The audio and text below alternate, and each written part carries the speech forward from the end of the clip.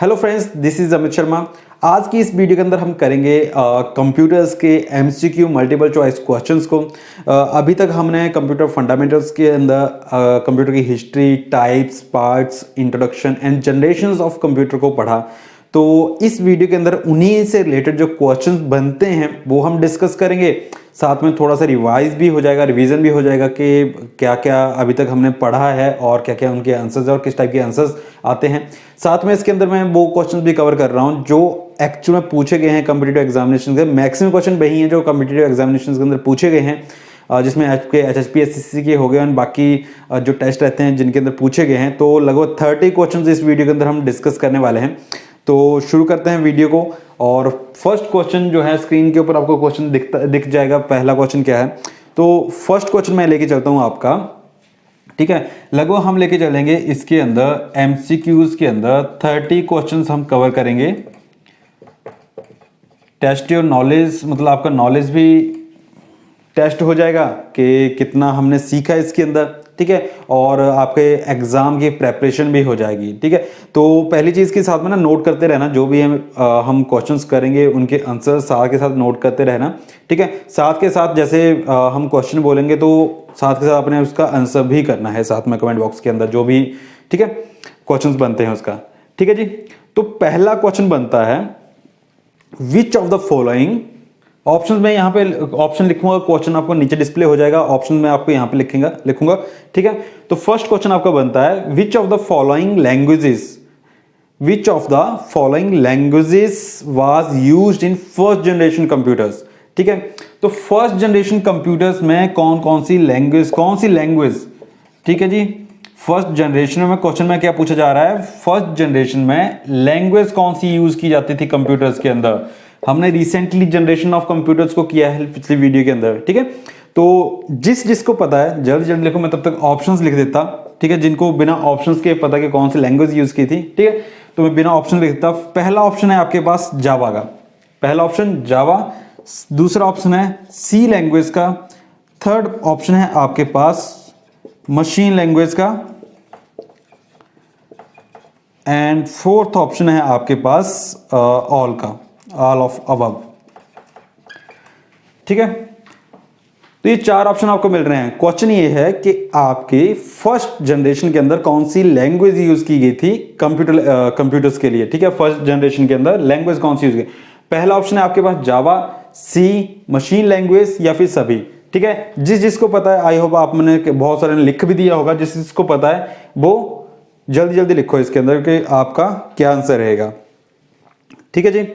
तो इसका सही आंसर है मशीन लैंग्वेज, ठीक है। फर्स्ट जनरेशन के अंदर कंप्यूटर्स को मशीन लैंग्वेज के अंदर ही लिखा जाता था, ठीक है, के अंदर मशीन लैंग्वेज ही यूज की जाती थी। और मशीन लैंग्वेज का आपको पता है ना, बाइनरी नंबर मैंने डिस्कस किए थे, ठीक है, मशीन लैंग्वेज, ठीक है। तो नोट कर लो इस चीज को, फर्स्ट जनरेशन कंप्यूटर्स के अंदर मशीन लैंग्वेज यूज की जाती थी, ठीक है। ये तो हो गया आपका फर्स्ट, ठीक है। चलो चलते हैं अभी हम सेकंड क्वेश्चन के ऊपर कि सेकंड क्वेश्चन क्या है आपका, ठीक है। तो सेकंड क्वेश्चन है आपका, तो नेक्स्ट क्वेश्चन है आपका in which computer generation vacuum tubes were used. बोलने का मतलब कि कौन सी जनरेशन के अंदर जो है वो वैक्यूम ट्यूब्स का यूज किया जाता था, फर्स्ट के अंदर, सेकंड के अंदर, थर्ड के अंदर या फिर फिफ्थ के अंदर। जल्दी बताइए कौन सी जनरेशन के अंदर यूज किया था। ये ऑप्शन आपको मिलेंगे, फर्स्ट जनरेशन के अंदर यूज किया जाता वैक्यूम ट्यूब्स का, सेकंड के अंदर किया जाता था, थर्ड के अंदर किया जाता था या फिर फिफ्थ के अंदर किया जाता था, ठीक है। तो हम सबको पता है कौन सी जनरेशन के अंदर किया जाता था वैक्यूम ट्यूब्स यूज किया जाती थी आपकी फर्स्ट जनरेशन के अंदर, ठीक है। तो इसका आंसर हुआ फर्स्ट जनरेशन। वैक्यूम ट्यूब्स का यूज जो किया जाता था वो फर्स्ट जनरेशन के अंदर किया जाता था, ठीक है। तो किस का सही हुआ आंसर, ठीक है। नोट करते रहना साथ के साथ इनके आंसर्स को, कॉम्पिटिटिव एग्जामिनेशन के अंदर पूछे गए हैं ये क्वेश्चंस, आपके एचपीएसएससी में भी पूछे गए हैं एंड बाकियों में भी पूछे गए हैं, ठीक है। तो वैक्यूम ट्यूब्स फर्स्ट जनरेशन के अंदर यूज की जाती थी। तो इसके बाद चलते हैं हम नेक्स्ट क्वेश्चन के ऊपर। नेक्स्ट क्वेश्चन क्या है आपका, the primary goal of a computer system is to turn data into the primary goal of a computer system is turn data into बोलने का मतलब कि कंप्यूटर सिस्टम का प्राइमरी गोल क्या है, डाटा को किस चीज में कन्वर्ट करता है। डाटा मैंने आपको एक्सप्लेन किया था, रॉ इंफॉर्मेशन, ठीक है। तो ये वाला क्वेश्चन जो आपसे पूछा गया था, ये पूछा गया था HPSCC 556 के अंदर, 556 के अंदर ये पूछा गया था HPSCC के अंदर, ठीक है। To convert primary goal of a computer system is to turn data into, options आपके पास क्या क्या थी, ठीक है। पहला आइडिया, दूसरा सजेशंस, जो आपसे वहां पे ऑप्शंस दी गई थी। थर्ड आपको मिला था वहां पे इंफॉर्मेशन के अंदर कन्वर्ट करता है। या फोर्थ आपको मिला था, उसके बाद आपका फोर्थ ऑप्शन आपको मिली थी रिपोर्ट्स,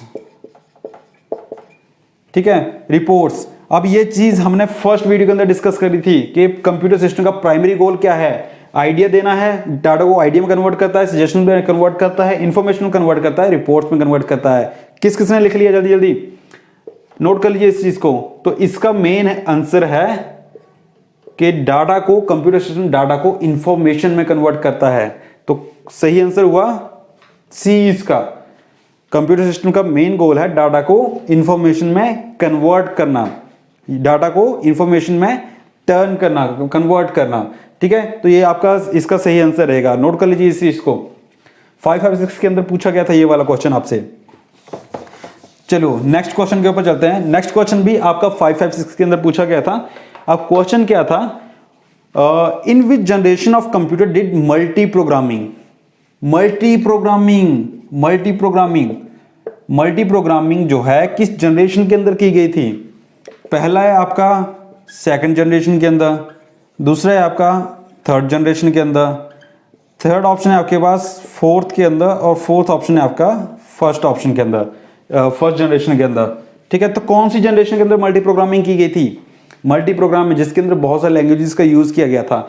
तो इसका सही आंसर क्या हो सकता है, इसका सही आंसर सेकंड है, थर्ड है, फोर्थ है, या फर्स्ट है, कौन सी जनरेशन के अंदर इसका किया गया था, ठीक है।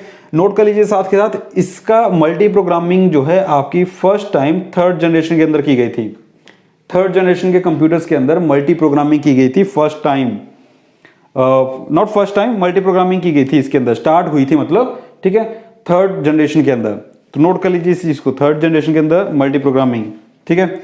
अब नेक्स्ट क्वेश्चन भी आपका 556 से ही है, 556 के अंदर, ठीक है। ये आपसे HPSCC के अंदर पूछा गया था। स्मॉलेस्ट हाँ, कौन सा कंप्यूटर जो है, ऑप्शन दिए हैं आपके पास, कौन सा कंप्यूटर जो आपका स्मॉलेस्ट है, जिसमें आपको ऑप्शन दिया है, एक है आपका डेस्कटॉप, दूसरा ऑप्शन है आपके पास नोटबुक, तीसरा ऑप्शन है आपके पास लैपटॉप, और फोर्थ ऑप्शन है आपके पास वर्क स्टेशन। क्वेश्चन ये है कि इनमें से, इन चार ऑप्शंस में से कौन सा डिवाइस, कौन सा कंप्यूटर सबसे स्मॉल है, ठीक है। तो आंसर क्या आएगा इसका, सबसे छोटा आएगा नोटबुक, ठीक है। नोटबुक सबसे छोटी होती है कंप्यूटर्स के अंदर। तो इन ऑप्शंस में से आंसर क्या आएगा, नोटबुक। नोट कर लीजिए इस चीज को, सबसे छोटा कौन सा हुआ, नोटबुक। नेक्स्ट इसके अंदर करते हैं नेक्स्ट क्वेश्चन के ऊपर चलते हैं। 30 क्वेश्चंस कवर करने हैं नेक्स्ट क्वेश्चन के ऊपर। क्वेश्चन है आपकी स्क्रीन के ऊपर दिख रहा होगा, विच of the following computer language is appropriate for commercial purpose. Which of the following, जो लैंग्वेज आपको नीचे दिख रही है, लैंग्वेज कौन कौन सी हैं, कौन सी लैंग्वेज है जो कि कमर्शियल पर्पस के लिए सही है, ठीक है। फर्स्ट ऑप्शन आपको इसके अंदर मिल रहा है, फर्स्ट ऑप्शन है आपका पास्कल, दूसरा ऑप्शन है कोबोल, थर्ड ऑप्शन आपको इसके अंदर मिल रहा है, थर्ड ऑप्शन क्या है, थर्ड ऑप्शन है आपका बेसिक। ये भी आपका क्वेश्चन पूछा गया था, बेसिक के अंदर। उसके बाद है आपका फोर्टन। कौन सी लैंग्वेज, इन चार लैंग्वेजेस में से कौन सी लैंग्वेज है जो कि आपके कमर्शियल पर्पस के लिए सही है।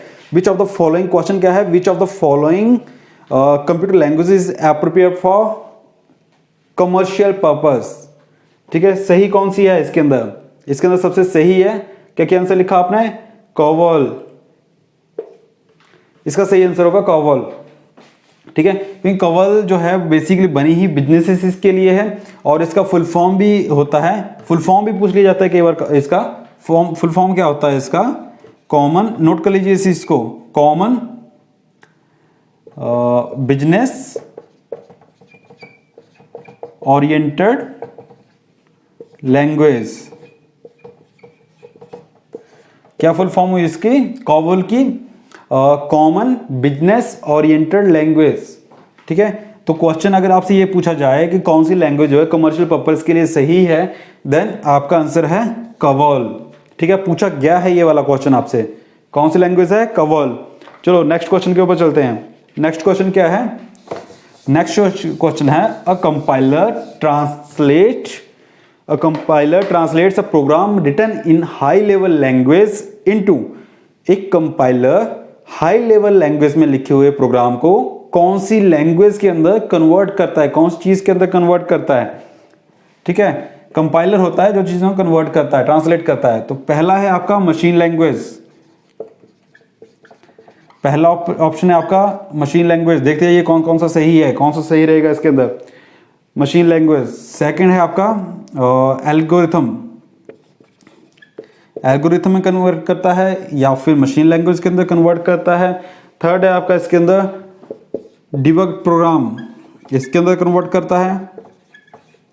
कंप्यूटर कौन सी लैंग्वेज को समझता है, कंप्यूटर समझता है आपका मशीन लैंग्वेज को। ठीक है, मशीन लैंग्वेज को समझता है, तो एक कंपाइलर क्या करता है, हाई लेवल लैंग्वेज को मशीन लैंग्वेज के अंदर कन्वर्ट करता है। तो आंसर क्या रहेगा, machine language. A compiler converts high level language into machine language, right. Note कर लीजिए इस चीज को, compiler converts high level language into machine language. तो मशीन लैंग्वेज इसका आंसर आएगा, नोट कर लीजिए इस चीज को भी। आई होप कि आपके आंसर सही होंगे, कमेंट्स बॉक्स के अंदर लिखते जाइएगा इनको, जो भी आपके आंसर्स होंगे इसके अंदर।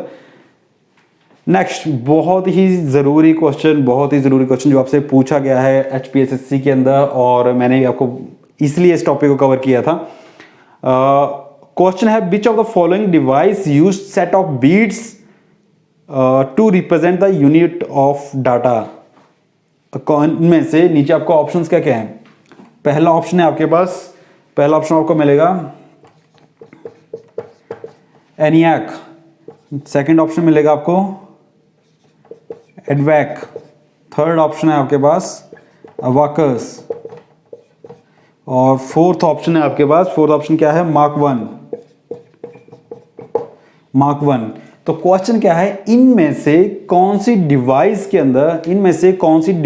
अंदर जो है आपका सेट ऑफ बीट्स को यूज किया गया है डाटा को रिप्रेजेंट करने के लिए। सेट ऑफ बीट्स मतलब मनके, राइट। तो मनकों वाली कौन सी डिवाइस थी इनके अंदर, जो मैंने आपको बताई थी कि इसमें से क्वेश्चन पूछे जाते हैं, राइट।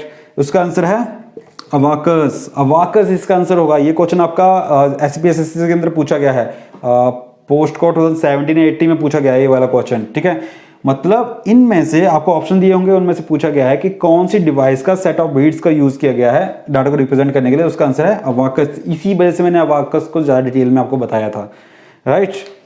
तो ये हो गया आपका नेक्स्ट क्वेश्चन। ठीक है, इसके बाद चलते हैं आपके नेक्स्ट क्वेश्चन के ऊपर। ये नोट कर लीजिए अबाकस को, मतलब आप इस चीज को समझ सकते हैं, मैंने बताया था ना कि इसके अंदर छोटे छोटे वॉल्स टाइप होते हैं, मनके जिनको बोल सकते हैं। ठीक है, वीड्स, तो सेट ऑफ वीड्स इसके अंदर यूज किया है अबाकस के अंदर। ठीक है, क्वेश्चन आपको नीचे डिस्प्ले हो रहा होगा। नेक्स्ट क्वेश्चन क्या है, नेक्स्ट क्वेश्चन है आपका expert system is the characteristics of which generation of computer.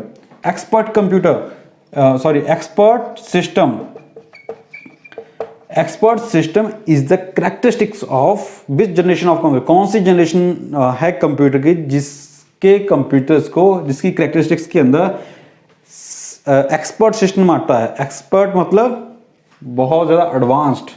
ठीक है, तो जनरेशन कौन कौन सी हो सकती है उसके अंदर, मैं लेके चलता हूं सेकंड जनरेशन। अब ऑप्शन आपसे कौन कौन से पूछे गए हैं, सेकंड जनरेशन, फर्स्ट जनरेशन, उसके बाद आपकी फोर्थ जनरेशन, उसके बाद आपकी फिफ्थ जनरेशन। ठीक है, तो इनमें से कौन सा आंसर होगा आपका, एक्सपर्ट सिस्टम कौन से कंप्यूटर सिस्टम्स की कौन सी जनरेशंस के कंप्यूटर्स की कैरेक्टरिस्टिक्स है। तो इसका आंसर क्या होगा, सेकंड, फर्स्ट, फोर्थ या फिफ्थ? जल्दी जल्दी बताइए, जल्दी जल्दी नोट कीजिए कौन सी जनरेशन का होगा।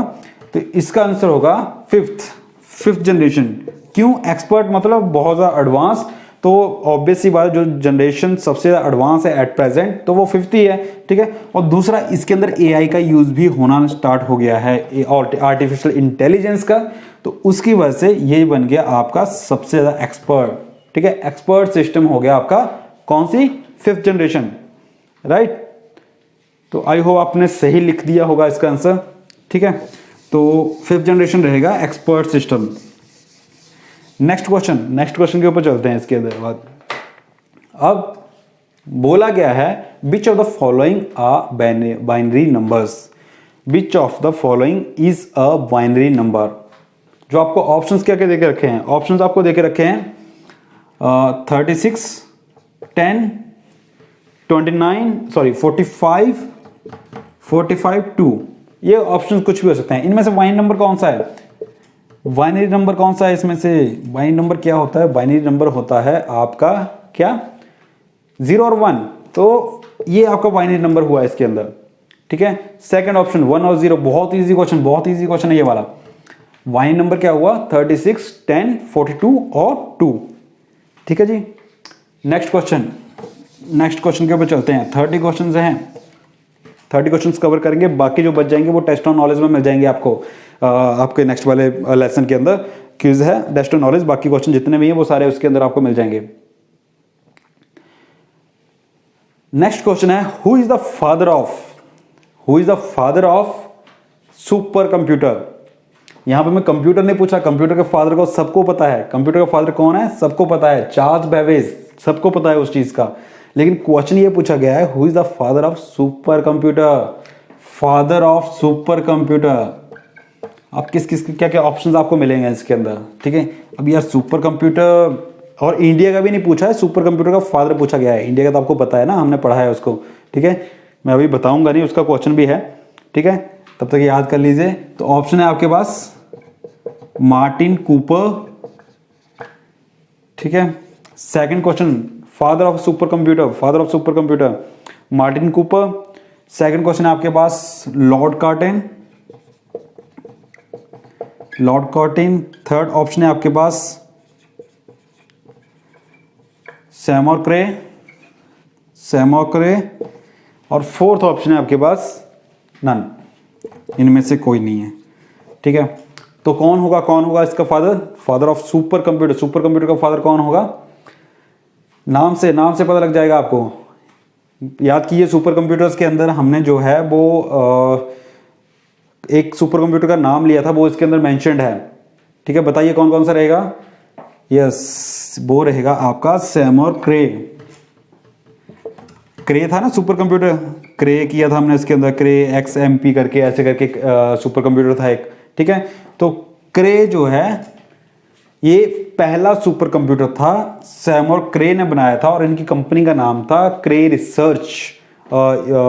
अमेरिका के US के ये इलेक्ट्रिकल इंजीनियर और सुपर कंप्यूटर का आर्किटेक्ट थे, ठीक है। तो सैमोर क्रे याद कीजिए, इसी नाम से पता लग जाएगा आपको। क्रे का पता है ना, क्रे सुपर कंप्यूटर था, तो उसी नाम से आपको पता लग जाएगा कि सैमोर क्रे जो हैं सुपर कंप्यूटर्स के फादर हैं, ठीक है। इनको माना जाता है सुपर कंप्यूटर के फादर, राइट।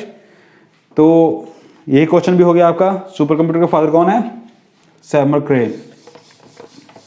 क्रे से आपको याद रखिएगा इस चीज को, क्योंकि क्रे सुपर कंप्यूटर भी है, वो आपको पता है कि हमने क्रे के बारे में एग्जांपल्स के अंदर देखा था कि क्रे जो सुपर कंप्यूटर है।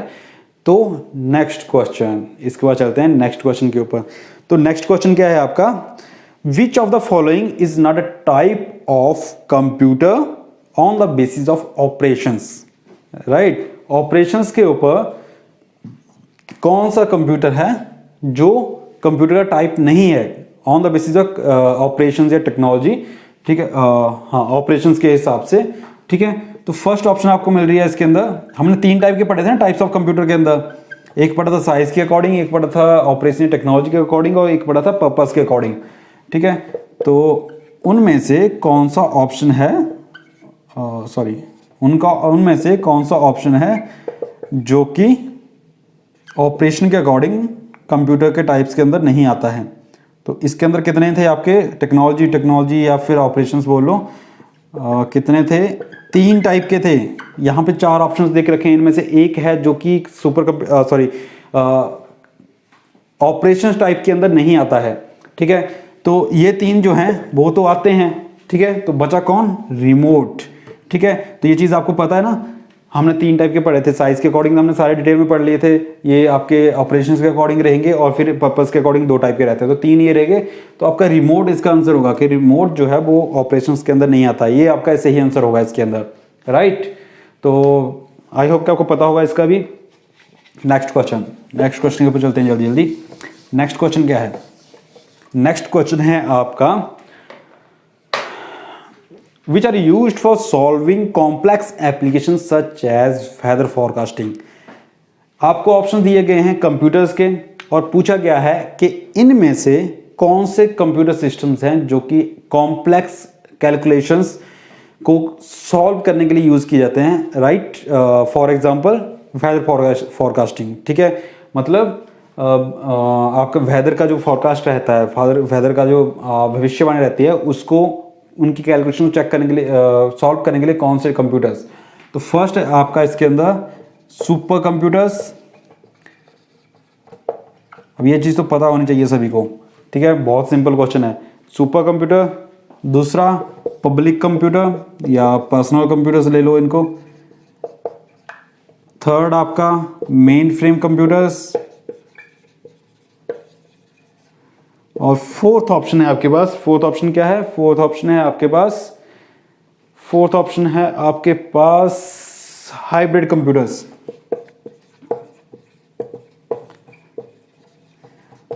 तो जिस टाइम हमने पढ़ा था उस टाइम हमने जनरेशंस को पढ़ा, नहीं अपने टाइप्स ऑफ कंप्यूटर्स को पढ़ा था। टाइप्स ऑफ कंप्यूटर्स के अंदर जो है वो हमने इस चीज को पढ़ा था कि सुपर कंप्यूटर जो हैं वो यूज किए जाते हैं किसके लिए, वेदर फोरकास्टिंग के लिए, कॉम्प्लेक्स कैलकुलेशंस, बड़ी बड़ी कैलकुलेशन को सॉल्व करने के लिए कौन से कंप्यूटर्स यूज किए जाते हैं, सुपर कंप्यूटर्स। तो इसका आंसर क्या हुआ, इसका आंसर हुआ super computers, right. Main frame का आपको पता है, बोली का आपको पता है, मोबाइल का आपको पता है, राइट। तो यहाँ पे आंसर क्या हुआ, सुपर कंप्यूटर। सुपर कंप्यूटर्स ही यूज किए जाते हैं। ये देख लीजिए, जितनी बड़ी कॉम्प्लेक्स होगी उतना बड़ा यूज जो होगा वो सुपर कंप्यूटर्स का ही हो सकता है, ठीक है। और इसलिए स्पेशली ये बने भी थे इन्वेंशन, ठीक है। नेक्स्ट क्वेश्चन क्या है आपका, नेक्स्ट क्वेश्चन है आपका the invention of give birth to the much cheaper micro computers. किस चीज की इन्वेंशन है, कौन सी चीज इन्वेंट हुई थी जिसके बाद माइक्रो कंप्यूटर्स की जो कॉस्ट थी, उन माइक्रो कंप्यूटर्स को चीपर कर दिया था, मतलब सस्ता कर दिया था, बहुत चीपर कर दिया, अफोर्डेबल कर दिया था। कौन सी चीज की इन्वेंशन के बाद ये चीज हुई थी, ठीक है। फर्स्ट है आपका मेन फ्रेम। क्या मेन फ्रेम के बाद कंप्यूटर सस्ते हो गए थे। सेकंड है आपका माइक्रो कंप्यूटर्स, ये आपका ऑप्शंस, क्वेश्चन क्या पूछा गया है, माइक्रो कंप्यूटर सस्ते हो गए थे, इसी में आपको ऑप्शन दे दिया माइक्रो कंप्यूटर्स, ठीक है। थर्ड आपका मिलेगा माइक्रो प्रोसेसर। क्या माइक्रो प्रोसेसर्स की वजह से कंप्यूटर सस्ते हो गए थे एंड अफोर्डेबल और छोटे हो गए थे, ठीक है। And PDA. तो बताइए कौन सा आंसर रहेगा इसका, कौन सा आंसर रहेगा इसमें से कि कौन सा कंप्यूटर जो है वो कौन सी चीज़ की इन्वेंशन के बाद जो कंप्यूटर जो है वो सस्ते हो गए थे काफ़ी। क्या आंसर रहेगा इसका, माइक्रो प्रोसेसर्स। माइक्रो प्रोसेसर्स के अंदर आपने पढ़ा था ना कि जब माइक्रो प्रोसेसर आ गए तो ट्रांजिस्टर्स और रजिस्टर्स जितने भी आईसी वगैरह थे उनको कॉम्पैक्ट कर दिया गया और मिलियंस ऑफ चीज़ें जो हैं एक चिप के अंदर डाल दी गई, वो उसको बोला जाता है माइक्रो प्रोसेसर। माइक्रो प्रोसेसर्स आने के बाद इलेक्ट्रिसिटी का कॉस्ट भी कम हो गया, सिस्टम बहुत ज़्यादा कॉम्पैक्ट हो गए, छोटे हो गए, ठीक है, सस्ते हो गए, बहुत ज़्यादा अफोर्डेबल हो गए, ठीक है, एंड फास्ट हो गए, राइट। तो इसका आंसर क्या है, माइक्रो प्रोसेसर। माइक्रो प्रोसेसर आने के बाद जो है कंप्यूटर सिस्टम बहुत सस्ते हो गए, ठीक है जी। नेक्स्ट क्वेश्चन क्या है, नेक्स्ट क्वेश्चन है आपका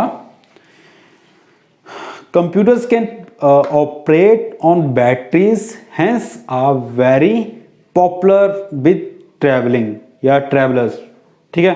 ऐसे कंप्यूटर्स कौन से हैं जो कि बैटरीज के ऊपर चलते हैं और ट्रैवलर्स के लिए काफ़ी पॉपुलर हैं। ठीक है, ये तो बहुत सिंपल है, बहुत सिंपल आंसर है। ठीक है, ऐसे कंप्यूटर्स कौन से हैं जो कि आपके बैटरीज के ऊपर चलते हैं और ट्रैवलर्स के लिए काफ़ी अफोर्डेबल हैं। तो इसमें आंसर क्या आपके हो सकते हैं, इसके अंदर आपके हो सकते हैं डेस्कटॉप, ऑप्शंस आपको मिल रही हैं laptop, third hybrid computers, fourth आपके पास हो सकते हैं लाइक आपके डिजिटल कंप्यूटर्स। तो कौन सा कंप्यूटर है जो कि बैटरीज के ऊपर चलता है एंड काफ़ी ज़्यादा पसंदीदा है किसके, ट्रैवलर के लिए। तो ये सबको पता है यार, लैपटॉप्स बैटरी के ऊपर चलते हैं। एंड अगर आपको इसके यहाँ पे मोबाइल हो तो मोबाइल भी आप में से था। अगर इनको मान के चलो आपको 3 ऑप्शन दे देते, नोटबुक, मोबाइल और लैपटॉप, तो तीनों के तीनों ही आपके सही होने थे, राइट। तो यहाँ पे क्या है, एक ही ऑप्शन सही है, तो लैपटॉप है जो कि अफोर्डेबल भी है, कैरी किया जा सकता है एंड बैटरीज के ऊपर चलता है। ये तो बहुत आसान क्वेश्चन था, और ये जो क्वेश्चन मैं आपको बता रहा हूँ ना, सारे पूछे गए हैं कंप्यूटर एग्जामिनेशन के अंदर। ठीक है, और अभी तो 30 क्वेश्चंस करेंगे, इसके बाद जो आपके क्वेश्चन मिलेंगे वो टेस्ट नॉलेज नेक्स्ट जो क्विज है हमारा, ठीक है, उसके अंदर मिलेंगे सारे आपको जो भी रिलेटेड रहेंगे। अब next question, what was the name of first computer designed by Charles Babbage? What was the first computer designed by Charles Babbage? ये क्वेश्चन आया बीच में से निकल करके, फादर ऑफ कंप्यूटर में से, एनालिटिकल कंप्यूटर, सेकंड आपका डिफरेंस इंजन,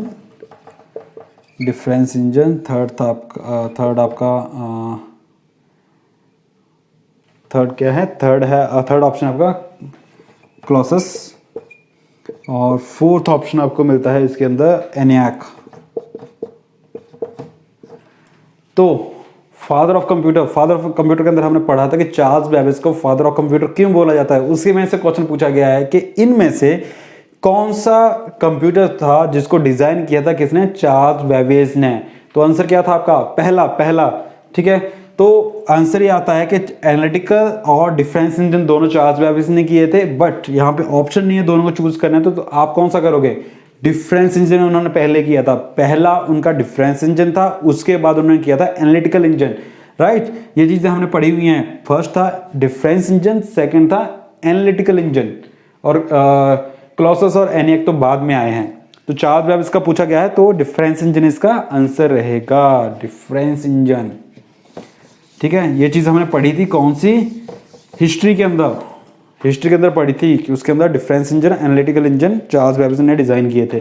तो डिफरेंस इंजन पहले आया था 1822 में रेडी हो गया था, एंड एनालिटिकल इंजन 1837 में रेडी हो गया था, राइट। नेक्स्ट क्वेश्चन क्या है, which was the first electronic digital programmable computing device? पहली इलेक्ट्रॉनिक डिजिटल प्रोग्रामेबल डिवाइस कौन सी थी? ठीक है, क्वेश्चन ये पूछा गया, पहली डिजिटल इलेक्ट्रॉनिक प्रोग्रामेबल डिवाइस कौन सी थी? ऑप्शंस आपके पीछे वाले ही हैं। फर्स्ट आपका एनालिटिकल पूछा गया है, सेकंड आपका डिफरेंस पूछा गया है, थर्ड आपका बताया गया है क्लॉसेस, और फोर्थ एनियाक। इनमें से आपको बोला गया है कि पहली कौन सी डिवाइस है जो कि डिजिटल इलेक्ट्रॉनिक प्रोग्रामेबल थी। तो आंसर क्या रहेगा आपका, आंसर रहेगा इसमें आपके क्लॉसेस। ठीक है जी, क्लॉसेस ये आपकी पहली डिवाइस थी, इलेक्ट्रॉनिक डिजिटल प्रोग्रामेबल, क्लॉसेस 1943 के अंदर आई थी ये, 1943 के अंदर क्लॉसेस, राइट। पहली कौन सी, पहली digital electronic programmable device clauses, याद रखिए, अलग से नाम है इसका क्लॉसेस। ठीक है, अब नेक्स्ट ना कुछ फुल फॉर्म्स हैं जो हम उसके अंदर कर रहे थे, एग्जाम्पल्स के अंदर देख रहे थे ना, तो इसमें पता लग जाएगा कि आपको याद है या भूल गए हो। ठीक है, तो फुल फॉर्म्स क्या हो सकती हैं आपकी, एमसीक्यूज के अंदर पूछी जाती हैं और पूछी गई हैं। ठीक है, जितने भी आंसर्स निकाल के रखे हैं वो सारे हमने कहाँ से निकाले हैं, कॉम्पिटिटिव एग्जामिनेशन में से, जहां से इनको पूछा गया है। तो full form ADSAC stand for, question ये है ADSAC स्टैंड फॉर, क्या आंसर हो सकता है इसका? ऑप्शंस आपके पास हैं, ऑप्शन क्या हैं आपके पास? ऑप्शन है आपका electronic delay storage automatic computer, क्या ये इसका फुल फॉर्म है? Electronic delay storage automatic calculator. Second आपके पास ऑप्शन है electronic delay storage automatic computer. Third है आपके पास electronic data storage automatic computer and next है electronic data storage automatic calculator. तो क्या आंसर हो सकता है इसका? एड इलेक्ट्रॉनिक, सभी का सेम है, electronic delay storage automatic computer या electronic delay storage automatic calculator. Calculator और कंप्यूटर में इसको आपको जो है कंफ्यूज किस में किया है? बाकी चीज़ें आपको बता देता हूँ। आपको कंफ्यूज किया है डिले और डाटा में और कैलकुलेटर और कंप्यूटर के अंदर। इन्हीं में से आपको ऑप्शंस चूज करने पड़ेंगे। तो ऑप्शंस क्या रहेगा? ऑप्शन रहेगा, आंसर रहेगा आपका, क्या आंसर रहेगा? इसका फुल फॉर्म होता है आपका electronic delay storage automatic computer या कैलकुलेटर। क्या होगा जल्दी जल्दी बताओ, कंप्यूटर या कैलकुलेटर? तो इसका आंसर होगा calculator, electronic delay storage calculator. ये इसका फुल फॉर्म होता है EDSAC का, electronic delay storage automatic calculator. ठीक है, electronic delay storage automatic calculator. Next question भी फुल फॉर्म में से ही है। नेक्स्ट क्वेश्चन क्या है? नेक्स्ट क्वेश्चन है आपका एडवैक के बारे में। अब एडवैक का तो हमने पढ़ा था। एडवैक के अंदर ऑप्शंस क्या दिए हैं आपको? Electronic discrete variable automatic calculator, electronic discrete variable automatic calculator, electronic discrete variable automatic computer. यहाँ भी कैलकुलेटर और कंप्यूटर के अंदर कंफ्यूज किया है आपको। Next electronic data variable automatic calculator और electronic data variable electronic computer. Same वही डिस्क्रीट और डाटा के बीच में कंफ्यूज किया है आपको और कैलकुलेटर कंप्यूटर के बीच में। तो इसका फुल फॉर्म क्या था? यहाँ भी डाटा और डिस्क्रीट और कैलकुलेटर और कंप्यूटर के अंदर कंफ्यूज किया है। ठीक है, मिलते जुलते ऑप्शन होते हैं, सबको लगता है यार सही होंगे सारे सारे।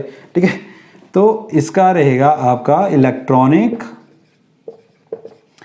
Electronic discrete. ये चीज़ तो हमने पढ़ी है, इसका तो पता होना चाहिए। फर्स्ट जनरेशन के कंप्यूटर्स हैं ये, फर्स्ट जनरेशन का कंप्यूटर है ये वाला। ठीक है, अभी बता रहा हूँ। Electronic discrete variable automatic computer, electronic discrete variable automatic computer रहेगा इसका फुल फॉर्म एडवैक का। ठीक है जी, एडवैक का फुल फॉर्म क्या हुआ? Electronic discrete variable automatic computer. Note कर लीजिए इस चीज को भी। ये वैसे हमने पढ़ा है फर्स्ट जनरेशन के कंप्यूटर्स के अंदर, एग्जांपल्स के अंदर आया था एडवैक, यूनिवैक, ठीक है, एनियाक। ठीक है, तो ये सारी चीज। नेक्स्ट क्वेश्चन क्या है? नेक्स्ट क्वेश्चन है आपका which was the first commercial computer. पहला कमर्शियल कंप्यूटर कौन सा था? ठीक है, तो ये चीज हमने पढ़ी थी जनरेशन्स के अंदर। फर्स्ट कमर्शियल कंप्यूटर, तो आपका आंसर है इसके अंदर आपसे पूछा गया है मार्क 1। सेकंड आपका एनालिटिकल इंजन, थर्ड आपका डिफरेंस इंजन, या फिर नेक्स्ट आपको ऑप्शन दे दिया क्लॉसस। पहला कमर्शियल इंजन कौन सा था? पहला कमर्शियल डिवाइस कौन सा था आपके अंदर, इस कंप्यूटर्स के अंदर? ठीक है, तो हिस्ट्रीज के अंदर हम पढ़ा था इस चीज को। तो कमर्शियली जो फर्स्ट टाइम यूज किया था वो किया गया था मार्क 1, मार्क 2, है ना। तो मार्क 1 जो है as a first commercial computer हमने यूज किया था, मार्क 1। नोट कर लीजिए इस चीज को, मार्क 1 से याद रखिए। ठीक है, मार्क 1, मार्क 2, तो मार्क 1 से याद रखिए। इसका आंसर क्या हुआ? मार्क 1।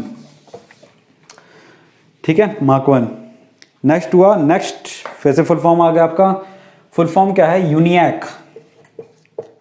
ये चीजें सारी की हुई हैं, यूनिएक।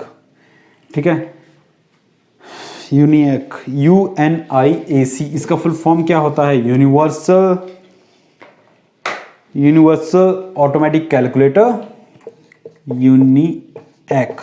फुल फॉर्म क्या होता है? यूनिवर्सल ऑटोमेटिक कैलकुलेटर या फिर universal native input automatic calculator या फिर universal native input automatic computer या फिर यूनिवर्सल ऑटोमेटिक कंप्यूटर। क्या ऑप्शन होता है इसका? ये हमने भी फर्स्ट जनरेशन के एग्जांपल्स में आया था ये वाला भी, ठीक है। तो क्या फुल फॉर्म होता है इसका यूनिएक का? यूनिवर्सल। तो यहाँ पे आपको किस चीज़ में कंफ्यूज किया हुआ है? यहाँ पे आपको कंफ्यूज किया है यूनिवर्सल सॉरी नेटिव इनपुट और कैलकुलेटर और कंप्यूटर के अंदर ही, ठीक है। यूनिवर्सल ऑटोमेटिक क्या? कैलकुलेटर या फिर कंप्यूटर? तो ये कंप्यूटर होता है, यूनिवर्सल ऑटोमेटिक कंप्यूटर, राइट। ये हो गया आपका यूनिएक का फुल फॉर्म, यूनिएक का फुल फॉर्म, ठीक है। यूनिएक का फुल फॉर्म हो गया आपका। उसके बाद नेक्स्ट क्वेश्चन भी इसी में से है। बहुत क्वेश्चन पूछे जाते हैं आपसे जनरेशन में से, सारे कवर करने की कोशिश करें तो बहुत सारे क्वेश्चंस बन जाएंगे, इसलिए 30 क्वेश्चंस कर रहा हूँ इस वीडियो के अंदर। बाकी आपको टेस्ट और नॉलेज में मिल जाएंगे सारे के सारे, ठीक है। वहाँ पे आप जाके एक बार टेस्ट ट्राई कर लेना। एनियाक, इसका फुल फॉर्म क्या है? एनियाक, ये भी फर्स्ट जनरेशन में से है। अब फुल फॉर्म्स में से पूछे जाते हैं तो इसका फुल फॉर्म बन रहा है electronic numerical integrator and computer. Electronic numerical integrator and computer. Second, electronic numerical integrator and calculator. यहाँ भी कंप्यूटर और कैलकुलेटर कंफ्यूजन। नेक्स्ट ऑप्शन है आपके पास electronic numerical integrator automatic computer और electronic numerical integrator automatic calculator. Confusion कहाँ पे है? एंड और ऑटोमेटिक के बीच में, कैलकुलेटर और कंप्यूटर के बीच में। तो इतना तो समझ लीजिए कि ये कंप्यूटर्स ही है, कैलकुलेटर नहीं है।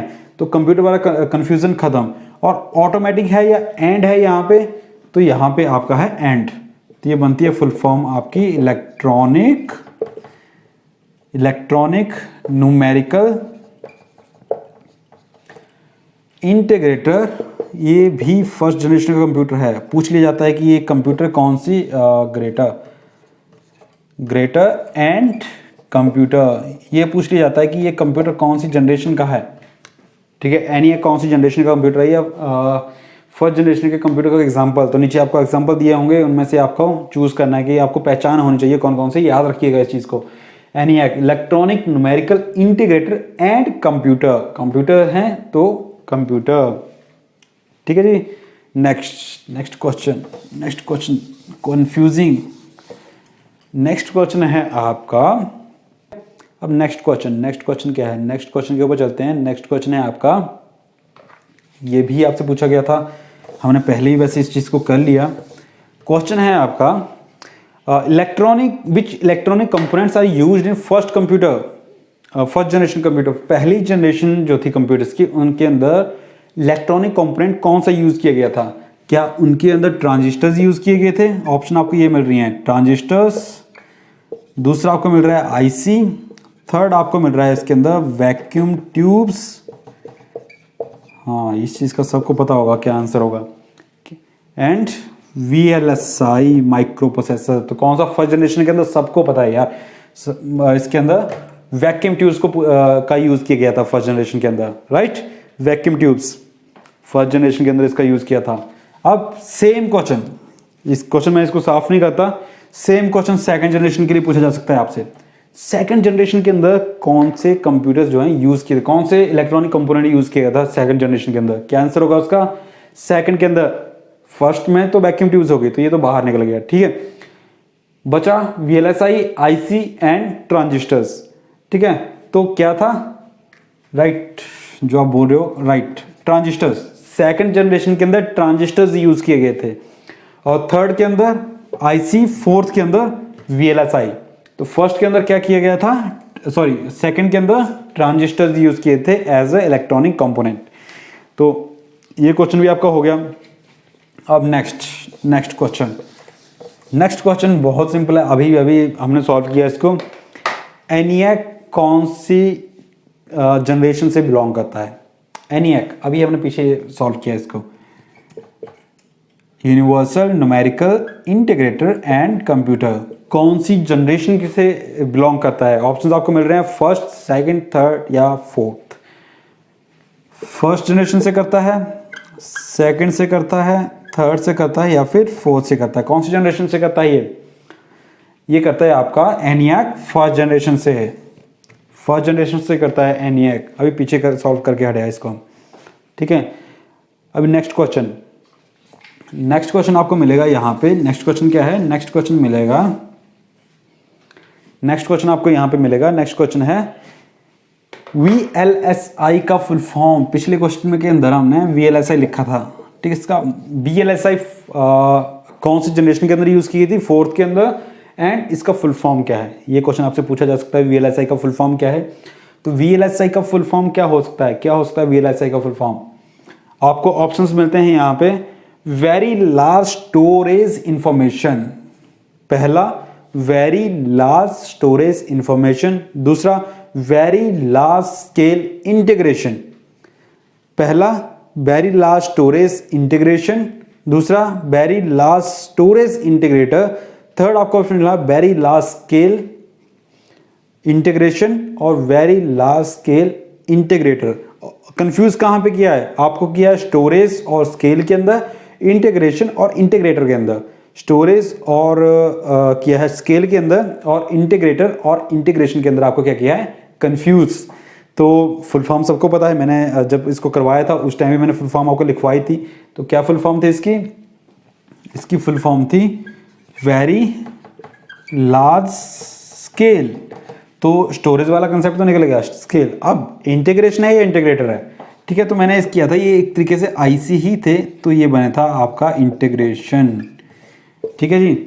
वेरी लार्ज स्केल इंटीग्रेशन इसका फुल फॉर्म है। ऑप्शन आपको कोई सी इसके ऊपर आ सकता है, आपके स्क्रीन के ऊपर जो दिख रहा है वो थर्ड ऑप्शन है, ठीक है।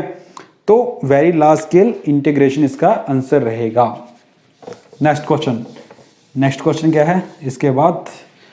फोर्टन लैंग्वेज हमने इसके अंदर मैंने बताया था कि फोर्टन लैंग्वेज का यूज किया गया था, ठीक है। तो फोर्टन का फुल फॉर्म क्या है? कोवल का आपने पढ़ लिया, कोवल का फुल फॉर्म क्या था? Common business oriented language, common business oriented language, ये तो कोवल हो गया। तो फोर्टन का फुल फॉर्म क्या है? तो फोर्टन के अंदर आपको ऑप्शंस क्या क्या मिल रहे हैं? इसके अंदर मिल रहे हैं आपको फॉर ट्रांसलेशन, दूसरा ऑप्शन आपको मिल सकता है इसके अंदर क्या? फॉर्मेट ट्रांसफॉर्मेशन,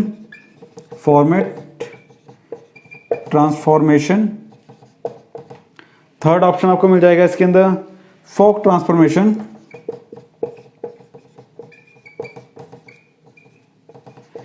और last option formula translation. Confuse कहां पे किया है भाई? फॉर्मेट, फोक और फार्मूला, ट्रांसलेशन और ट्रांसफॉर्मेशन, इन दोनों में आपको कंफ्यूज किया है। आंसर क्या है इसका? आंसर है आपका फॉर्मूला ट्रांसलेशन। फोर्टन का फुल फॉर्म है फॉर्मूला ट्रांसलेशन, राइट। नोट कर लीजिए इस चीज को भी। 29 क्वेश्चन हमने कर लिए। 29 क्वेश्चन। फोर्टन का फुल फॉर्म क्या हुआ है? Formula translation. क्वेश्चन पूछे जाते हैं, ये वाले क्वेश्चन पूछे जाते हैं और पूछे गए हैं, ठीक है। कुछ क्वेश्चन जो में से नहीं थे, बाकी मैक्सिमम क्वेश्चन आपके जो हैं कंप्यूटर एग्जामिनेशन के अंदर जो हैं वो पूछे गए हैं, ठीक है। नेक्स्ट क्वेश्चन, बहुत इजी क्वेश्चन क्या है? Who led the creation of India first super computer? India के पहले सुपर कंप्यूटर को बनाने में किसने लीड किया था? Who led the creation of India's first super computer? अब इंडिया का पहला सुपर कंप्यूटर कौन सा था? इंडिया का पहला सुपर कंप्यूटर कौन सा था? परम, ठीक है जी। पैरेलल मशीन जो इसका है ना, परम, ठीक है। परम 8000, ये क्वेश्चन भी पूछा जा सकता है। ये सारे क्वेश्चन ना आपको टेस्ट नॉलेज में मिल जाएंगे, ठीक है। तो इंडिया का पहला सुपर कंप्यूटर किसने बनाया था? याद होगा आपको, ठीक है। तो पहला ऑप्शन आपको देख के रखा होगा शायद हॉर्नी भाभा, क्या ये थे जिन्होंने फर्स्ट सुपर कंप्यूटर बनाया था? ठीक है। दूसरा ऑप्शन आपको दे दिया विजय पी भाटकर, क्या ये थे जिन्होंने पहला सुपर कंप्यूटर बनाया था इंडिया का? ठीक है। Third option Pushpak Bhattacharya, Pushpak Bhattacharya. और थर्ड ऑप्शन आपके पास दे दिया सुभाष काक। तो कौन थे?